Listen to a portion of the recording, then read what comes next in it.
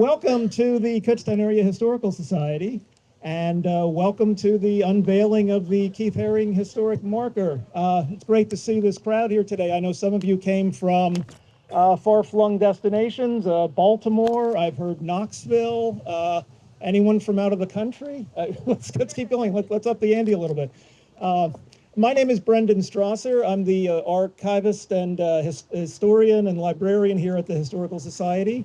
Beside me is Mary Foltz from the Southside Initiative, and we will be moderating the proceedings this afternoon. And we obviously have standing room only. We have a limited number of chairs for those who need them. And we'll try to get through this as quickly as we can. And we then have our building open that you can join us for the exhibition we have to honor Keith's life and legacy.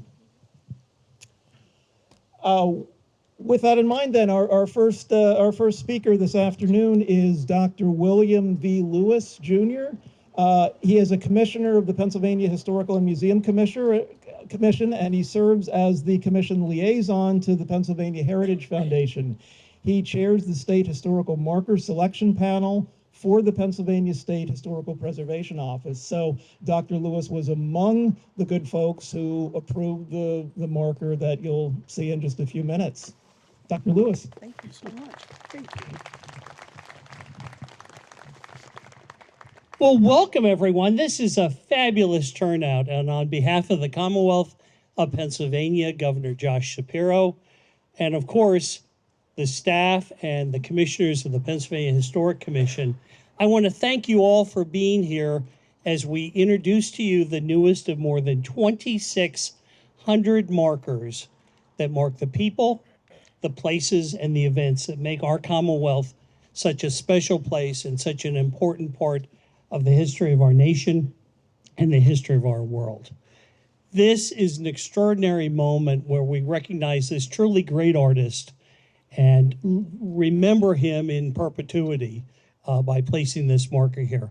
I want to thank a few folks.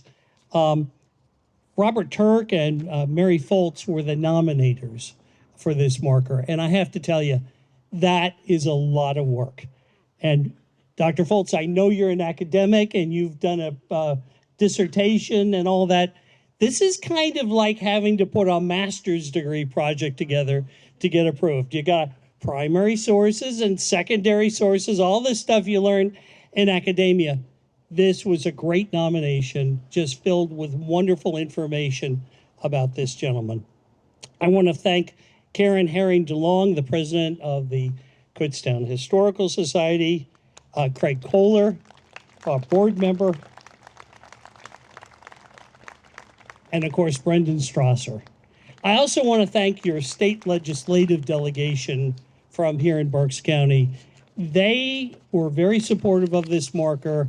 They follow these marker nominations very carefully. So the next time you see your state senator or state rep, please thank them for supporting this program and this marker in particular.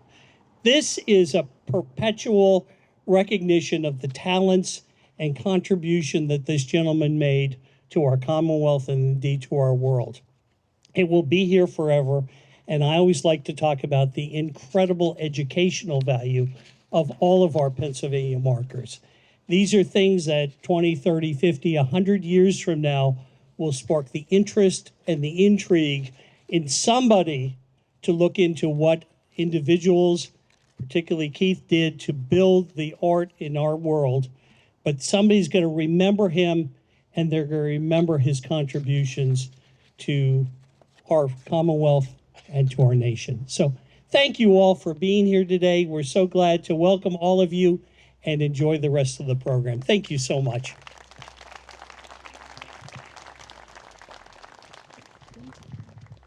Thank you so much. I am going to introduce our next speaker. Ashley Strange is the executive director of the Governor's Advisory Commission on LGBTQ Affairs. In this position, Ashley engages with federal, state, and local agencies to promote effective utilization of government programs impacting LGBTQ Pennsylvanians. And they work with the commission to educate the community on existing resources. They previously worked as the communications director for Pennsylvania Stands Up and Make the Road, Pennsylvania. They graduated from the University of Alaska Fairbanks with a bachelor's degree in broadcast journalism, and they serve as board chair on the PA Stands Up Institute board and vice chair of the Planned Parenthood Pennsylvania Advocates Board. Please join me in welcoming Ashley Strange. Thank you all. Good afternoon. I'm Ashley Strange. I use they and them pronouns, and I'm the Executive Director for the Governor's Advisory Commission on LGBTQ Affairs. I am honored to be here representing the Governor at this event. We're going in and out, aren't we? We're okay? We're all right. The LGBTQ Advisory Commission to Governor Shapiro is made up of LGBTQ folks from all over the state, and it is our mission to collect information about our issues and to be a conduit between the queer community and the governor. As we stand here today in 2024, the art of Keith Haring can be seen in museums and murals all across Pennsylvania and around the world. In fact, in 1993, the year I turned 5, Keith's cartoon aired on Sesame Street, teaching kids how to count to 5. Even as a kid living in Fairbanks, Alaska, his art stretched across the miles and became an instant hit in my house. I can now count beyond 5, but I want to appreciate the gravity of recognizing this incredible art that has touched so many. As an out gay man, Keith dedicated a lot of his work to hospitals and combating the AIDS crisis, a crisis that took the lives of hundreds of thousands of people around the world, and it's still something that we're fighting today. I can stand here today and say that the thousands of people living with HIV and AIDS right here in Pennsylvania are being prioritized by the Shapiro administration. From prevention at the Department of Health to the long-term care provided by the Department of Aging, Keith Haring's work to uplift our communities continues. As Governor Shapiro says, no matter what you look like, where you come from, who you love, or who you pray to, you have a place here in Pennsylvania. And to be clear, that means that in this administration, we know that being a member of the LGBTQ community is not a crime, it is not a sin, and it is not a disease. You are valued as you are here. Keith Haring said that art is for everyone. And during LGBTQ History Month, and here on Coming Out Day, I'm proud to commemorate this moment, celebrating the diversity of artists that hail from PA. Thank you.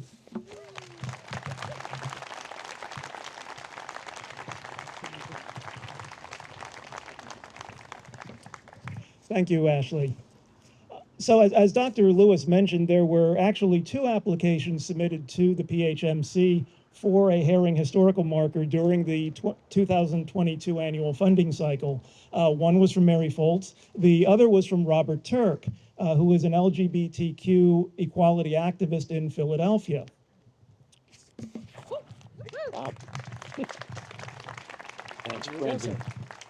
Thank you, everybody. Hey, I had no idea all these people knew who Keith Haring was. You know, years ago, I have a speech here, but I promised I wouldn't ad-lib, but I got to ad-lib. Years ago, I came to this area, and I went to East Stroudsburg undergrad. I was going to play football here under Al Leonzi, but I went to East Stroudsburg instead. A lot went on. But where is the Keith Haring posters? Or where is the Keith Haring street? Where is it? And it was nowhere. And I said, you know what? I have to go and find out how to get a marker here. And I guess a few years ago, just when the pandemic was happening, I said, I'm going to start doing it. And then Mary joined along with afterwards, and it just turned into this wonderful event today, okay? So I just want to thank you all for attending this historical marker unveiling today. It's also Happy National Coming Out Day, so if anyone wants to come out today, you can come out. We won't judge you. Thanks to my cousin Chris Turk, and also Ron DeLong, my application art experts in the application, which the gentleman also discussed earlier here, it was involved. And also my art consultant, James the Pop Guru Enders. When I initially applied for this marker a few years ago, I wasn't surprised by all the interest that it would garner. To honor Keith, I'm going to share a few of his quotes for you, okay? One he used many times when he would first meet someone, even in New York City or wherever he was, he would say, "Hi, I'm Keith from Kutztown." That's what he would do. And Keith was really unapologetic and a very proud gay man that fights for equality, just like me. And yes, he still fights through his moving worldwide works of art. Look at all your shirts and stuff. It's everywhere. But in our place in the world here in Pennsylvania, we are the only state in the Northeast and Mid-Atlantic United States with no legal protections for LGBT people. I'm sure Keith would have worked towards righting this wrong. Another quote he had was, "Art should be something that liberates your soul, provokes the imagination, and encourages people to go further." His works have many messages, symbolism, and themes. In the 1980s, he championed the phrase "silence equals death" during the AIDS epidemic. It is my hope that his historical marker will be an inspiration to all who see it. Another quote he had was, "Drawing is still basically the same as it has been since prehistoric times. It brings together man and the world. It lives through magic." And lives through that dog. Through shapes, forms, and colors, Keith has created places where dreams and magic can happen. Lastly, Keith believed that, and he said, "Art is nothing if you don't reach every segment of the people." Keith was very prolific in creating many works that we can all enjoy into the future, and hopefully sometime soon, there will be a fully inclusive Pennsylvania and America that Keith would approve of.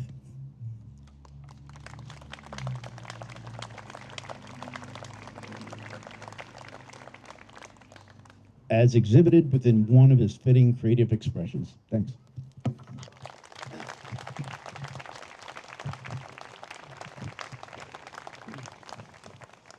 Thank you, Bob. Mary Foltz is Associate Professor of English, co-director of Southside Initiative, and the Director of Women, Gender, and Sexuality Studies at Lehigh University. She also was a past scholar in residence at the Lehigh Valley LGBTQ Community Archives in Allentown. With Southside Initiative, she fosters public humanities projects that increase democratic and civic engagement. From 2016 through 2023, Foltz partnered with Bradbury Sullivan LGBTQ Community Center to expand regional archives, to collect oral histories from 2SL LGBTQIA+ community members, and to create 4 separate public exhibitions about their regional history. Dr. Foltz.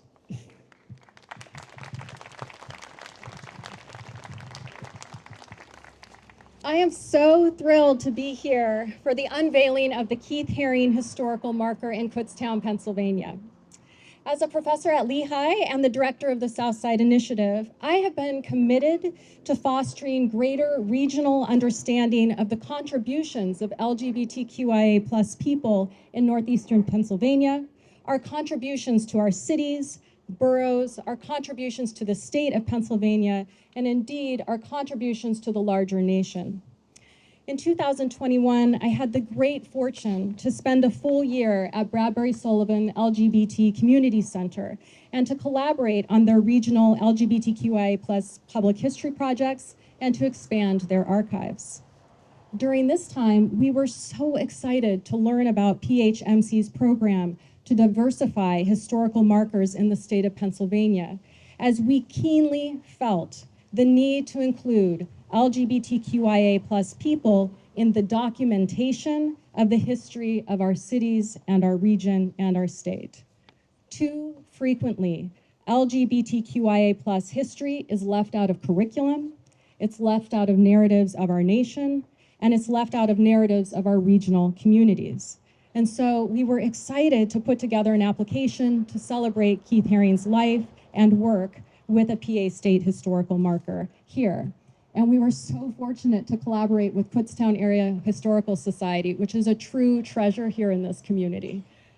These beautiful people also believe in preserving the diverse history of our region of Pennsylvania.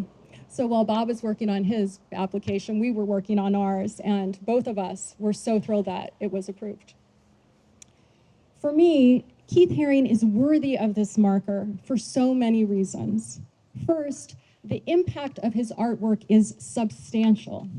As other speakers have noted, his contributions to the neo-pop art movement make him one of the most important artists of the late 20th century, certainly in the United States, but also truly across the globe.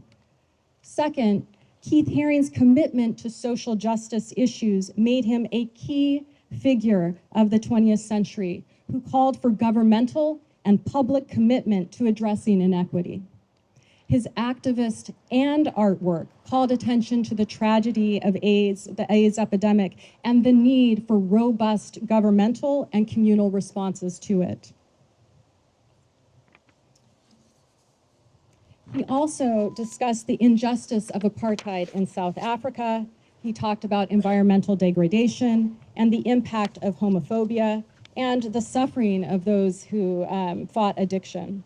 For Haring, artists and their art need not be disengaged from the major issues of their time, but instead can be cultural interventions that identify injustice and call for action to address it. Third, Haring believed, as some have already said, that art is for everyone, and frequently created public art, murals, chalk art, flyers, and posters. His work moved in powerfully public ways as it appeared in subways, hospitals, and schools. For Haring, art should not be locked away, but should be where the people are, provoking and inspiring public engagement.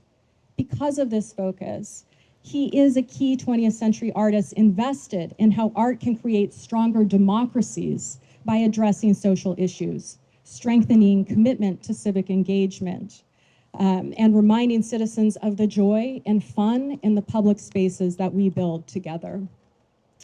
In a whimsical way, I like to think that Haring would be delighted by this marker because while he believed art is for everyone, I think he would agree. History is for everyone, including LGBTQIA+ people. And I'm so grateful that PHMC allowed us to have this marker here in Kutztown to celebrate his life and work. In closing, I want to thank a few people who were really important in putting together our application. So I'm going to just call names, and if you want to come forward, you can. If you don't feel comfortable, that's fine. I want to thank the following people. Elizabeth Sussman from the Whitney Museum of American Art supported our application. Thank you. Scott Schweigart and Ashley Houston from Reading Public Museum. There you are, thank you. Joshua T. Lessard from the Mishner Art Museum. Max Weintraub from the Allentown Art Museum. William Crow, I saw you, William. William Crow and Mark Wanseidler from Lehigh University Art Galleries. Adrian Shanker, the past director of Bradbury Sullivan LGBT Community Center, and Ashley Coleman, the current director of Bradbury Sullivan. Brad Gooch, the author of Radiant, The Life and Line of Keith Haring. Dr. Colleen Clemens, who I saw from Kutztown University. The mayor of Kutztown, James F. Schlegel. Michelle Deck, the past executive director of the LGBT Center of Greater Reading.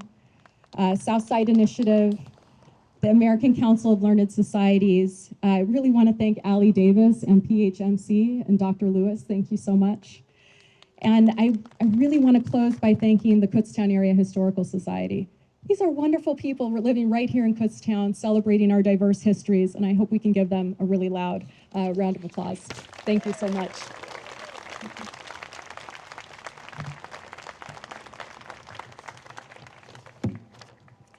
Now I'm going to introduce Liz Bradbury, our next speaker. Liz Bradbury is an advocate who has founded several organizations that fight for LGBTQI+ civil rights. In 1994, Bradbury was the co-founder of the Pennsylvania Gay and Lesbian Alliance for Political Action with Patricia Sullivan, who's also here today, and Steve Black. Bradbury led the effort to pass the first Pennsylvania municipal civil rights laws, inclusion of gender identity in 2002 in Allentown. She worked to craft and successfully pass 15 other municipal and state pieces of LGBTQ+ equal rights legislation in Pennsylvania. She was the publisher of the Valley Gay Press for 18 years, writing several columns and editing the columns of 12 other columnists. And Bradbury was the founder and CEO of Pennsylvania Diversity Network for 10 years before it became Allentown's Bradbury Sullivan LGBT Community Center. And currently, Liz is the board chair and director of Keystone Equality, Pennsylvania's LGBTQ+ statewide political action organization. Please welcome Liz.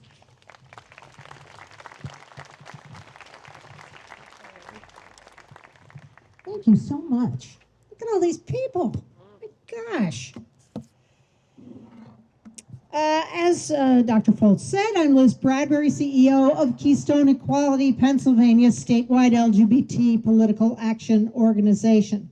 I'm proud to say that I do have a family connection to Keith Haring. My sister, Dennis Bradbury, is a photographer. She worked for a progressive newspaper in Connecticut in the 1980s, where she photographed Keith while he created several public works, working with kids to produce terrific outdoor murals. She loved photographing him, saying that he was really wonderful at empowering the young people to engage in the work. Keith Haring is one of the 15 most important United States-born visual artists of the last 300 years. Really, in my list, I'd say he was the top 5. His iconic, accessible work that he produced in the 1980s literally symbolizes vital struggles against homophobia, racism, poverty, apartheid, and AIDS. No other artists before or perhaps since have been able to so easily connect the public with the statements they wanted to deliver. As an artist myself for more than 50 years, I've been astonished. I was as astonished by the assurity of his message when watching videos of Keith painting as by the steady precision of his hand executing his free-flowing design.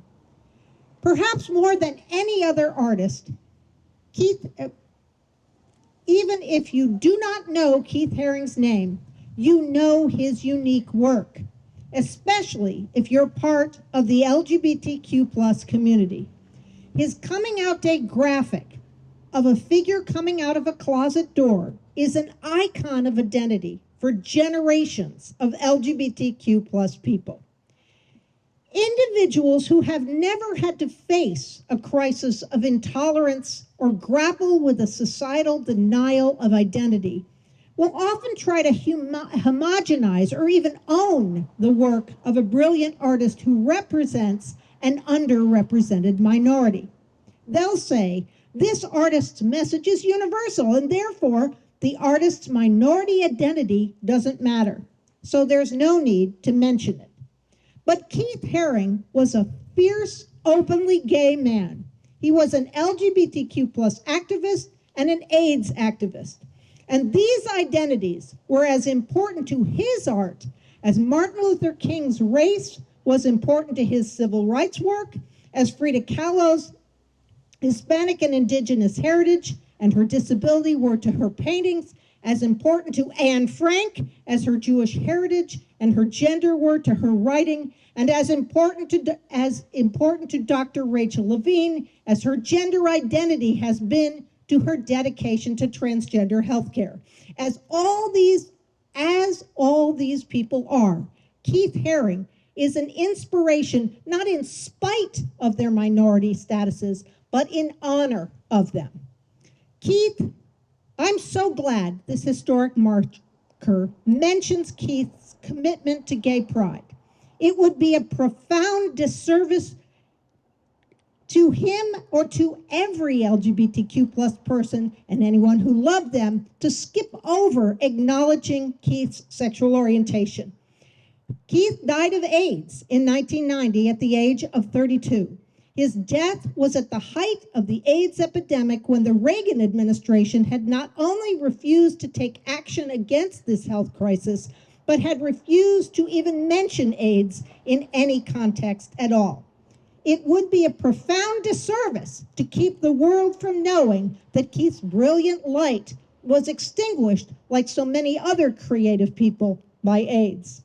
Many thanks to the work of Dr. Mary Foltz and the Kutztown Historic Society for this important marker, and everyone else, that is actually physically cementing this commemoration of Keith Haring into place.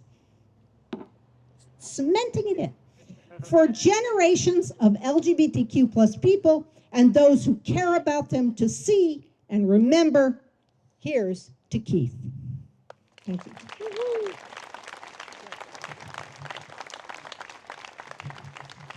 Thank you, Liz. As Bob mentioned earlier, Keith often introduced himself, even at the height of his fame in New York, in Milan, in Paris, in Monaco, as Keith from Kutztown. There's a nice alliteration to that, and you can't help but feel that Keith was being a little bit ironic about it, but he was also pointing very deliberately, I think, to the fact that here was this small town kid who found his fame and fortune in the big city, but he was still grounded in some of these hometown values. Keith had a complicated relationship with Kutztown that I'll speak about for just a few minutes. But I think it's safe to say that despite all that, he was very proud of his hometown as well. And we're equally proud to be hosting his marker here today. Keith is about as universal an artist as America has ever produced. And yet a lot of his concerns were formed as part of his early years right here in Kutztown. He was born in Community General Hospital in Reading on April 4th, 1958. We can't help that. We would have liked to claim that he was born here too, but he did spend his first 10 months of life here in Kutztown at his grandparents' house, right up on South Baldy Street, about 2 blocks from where you're standing. His father, Alan, was in the U.S. Marine Corps at that time, stationed in California. So Mother Joan and infant Keith went to California to join Alan for a brief period, and the family moved back here in the summer of 1960 after Alan's tour of duty with the Marines was over. When they moved here, they lived again briefly with Keith's grandparents, and then moved into the former Racetrack Hotel, which is literally right down the street here on South White Oak Street. And that's where the Haring family first set up housekeeping with Keith, and newborn baby Kay was along for the ride at that point too. They lived in the Racetrack Hotel, and it was called the Racetrack Hotel because literally this ground over here was the original Kutztown Fairgrounds, and it had a horse racing track. And that building was where the jockeys stayed during their time in Kutztown. The family bought the house across the street, 230 South White Oak Street, when Keith was about 10 years old. And that is the one that is more typically associated with Keith because it's the one that had the little playhouse in the back that was his clubhouse. It's the one that you may have read about a few years ago that had the Radiant Baby painted on or markered on the wall that went to Rego auctions. So that, and the one where Keith was usually photographed as well on the front porch. His parents, of course, were local. His father having lived variously in Bowers and Lyons. His mother was the urban girl who was from Kutztown. But Keith's childhood here was in very many ways a typical all-American childhood. He had a paper route in this very neighborhood. After school, he delivered the Reading Eagle on his bicycle for about 4 years, down toward the high school. Apparently, he may have even filched a cigarette occasionally with Dave Rameli down there on Lenai Street. Those of you who know Dave Rameli can attest to the fact that story is probably true. He had his first foray into public art here in Kutztown as well. A lesser known aspect of Keith is that when he was about junior high school age, he became a so-called Jesus freak for a time. And he had these little fluorescent orange stickers that said one way with an arrow pointing up. And he would go all over Main Street and post these things on lampposts and shop windows. And if you talk to some of the old timers around town, they remember them. They were definitely here. And so Keith would do this sort of anonymously, leaving the audience to wonder, where did these things come from?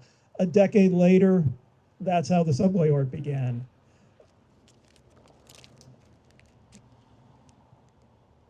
He, as I mentioned, the relationship to Kutztown was a little bit complicated, and as some of the other speakers have touched on, the main reason for that was that Keith grew up here during the 1960s and 70s, when the times were, shall we say, comparatively unenlightened compared to today, in terms of dealing with difference, particularly with regard to sexual identity.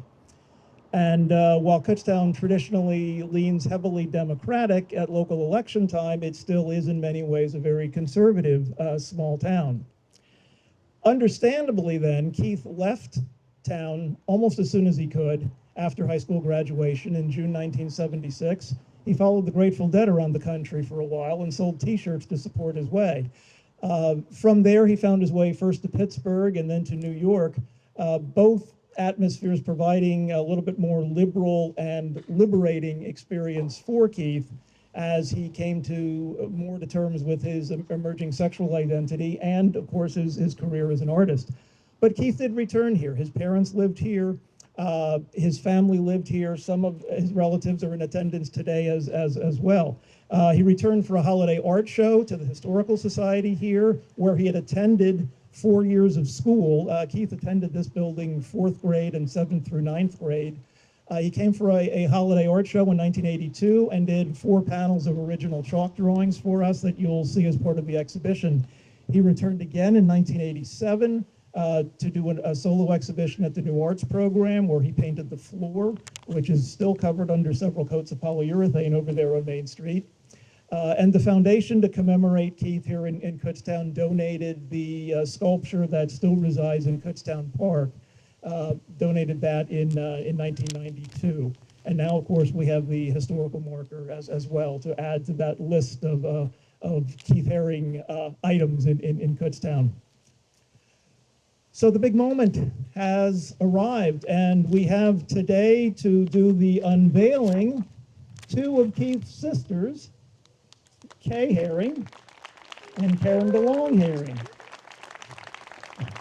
Did I say anything? No, Okay. except we didn't practice. Okay. Oh, Kay says they didn't practice, so So we're let's not see quite how sure this what we're doing here. I'm going to scoot out of here. I don't want them to drop it on me. Brendan, can you reach this one? Oh, yeah. Are we gonna, you're gonna do the, we're gonna undo. Brendan, lead a 1, 2, 3. Oh, Okay. there you go. All right. Are we ready? 1, I think so. 2, 3. Start in.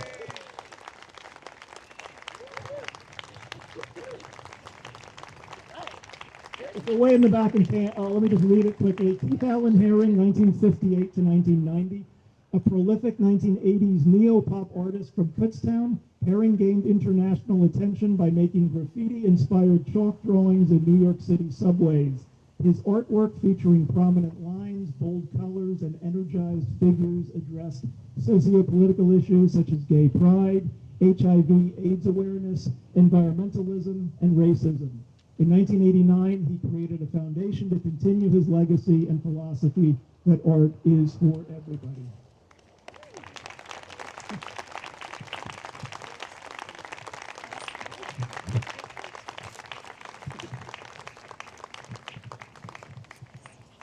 The Historical Society would like to thank all those who have loaned items for the exhibition that we have inside.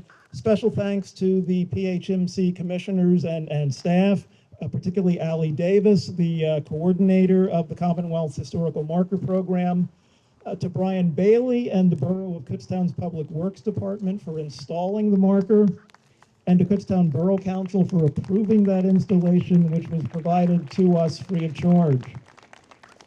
Thanks as well to the Keith Haring Foundation for allowing us use of photography to promote this event. Anna Gerton Wachter and Registrar Emily King are both with us today representing the foundation. And we especially want to acknowledge the efforts of Mary Foltz, who first proposed the marker's location on our grounds and approached our board of directors in April 2022. We have appreciated her unwavering enthusiasm towards seeing this project through. Thank you, Mary. And I would just like to wrap up with a short story about Keith, but not about Keith the artist or about Keith the activist, but simply about Keith as the human being. As some of you know, I wrote my doctoral dissertation on Keith, and you've been a very attentive audience. I won't read it to you. But when I first approached Keith about it in 1988, he said that as far as he knew, it was the first one in the country that someone was devoting a dissertation exclusively to his artwork. At the time, I was completing my coursework at Bowling Green State University in Ohio. And that same year when I moved out there in 1988, Keith had done a residency at the Toledo Museum of Art, just up the road, about half an hour. So there was a little bit of a Haring cult that was established in Northwest Ohio, these little known facts of history. And since I was kind of known as the Haring guy on campus, my students and even faculty members were hitting me up all the time for these little lapel pins and seeing what, everyone wanted Keith Haring bling out in Ohio. So I sent a note to Keith and a check for $100, and I said, can you just put a bunch of these pinbacks in the mail, and however many $100 will buy, and send them out here, and I'll give them away. That was later in 1989, and I didn't hear back from Keith for several months, not realizing why until I turned on the radio one day, February 16th, 1990, and I had on NPR, and a correspondent was interviewing Kenny Scharf, one of Keith's good friends in New York and a fellow artist, and Kenny was talking about Keith in the past tense. Keith had passed away at 4:40 that morning at the age of 31 from complications due to AIDS. 4 days later, that was a Friday afternoon. 4 days later, the following Tuesday, I opened up my mailbox and there was a package from Keith. It had been mailed on February 8th, 8 days before he died. It contained about 200 of these little pins and my return check, which he hadn't cashed. And just a brief note. So the buttons are all gone except for one example of each that you'll see inside today. But I've kept the envelope for 34 years. That's on display in there too. Just as a reminder of one of Keith's final gestures. By that point in his final illness, he was confined to his apartment, experiencing episodes of delirium, too weak to hold a marker to write or draw in the last several days. And yet there he was, still fulfilling what he felt to be his obligations, still sharing his work, still showing his typical spirit of generosity and his generosity of spirit, still taking the time to respond one last time to a fellow hometown kid, still being at the very end, Keith from Kutztown. Thank you.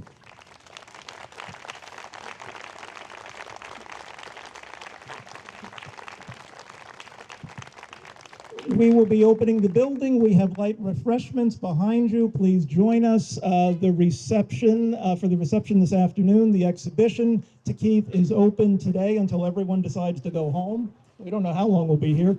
If you don't get a chance or can't stay today, the exhibition is open again tomorrow and Sunday, 1 to 4 p.m. And then it's coming down next week because we have other events in the building. So please do see the space this weekend if you get the chance. We have some very unusual items on display inside. Thanks again.